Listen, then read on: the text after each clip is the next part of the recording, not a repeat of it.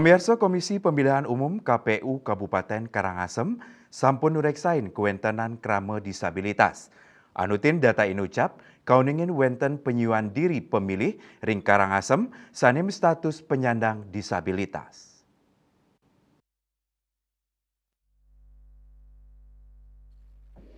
Ketua KPU Kabupaten Karangasem Iputu Dharma Budiase Mausang ring Karangasem kauningin wenten langkungan kali talian diri pemilih disabilitas. Pemilih disabilitas puniki pacang moliang keistimewaan ritat kale ngelaksanayang pencoblosan. Majang pemilih sane nenten sida nyengakin kasiagayang surat suara braille. Nanging surat suara braille wantah kasiagayang ring pemilihan presiden miwah DPD majeng ring pemilihan DPRD nenten kasiagayang.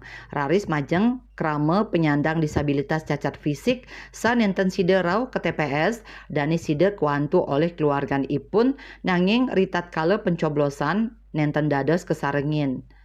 Paiketandane dahat ngaptiang majang krama disabilitas side rau ke TPS untuk ngelaksanayang pencoblosan.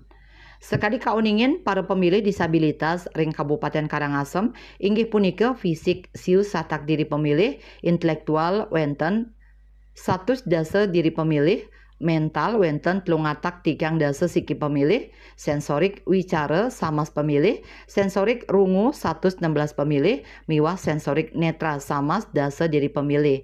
Eka Parananda Bali Pos Nguningayang.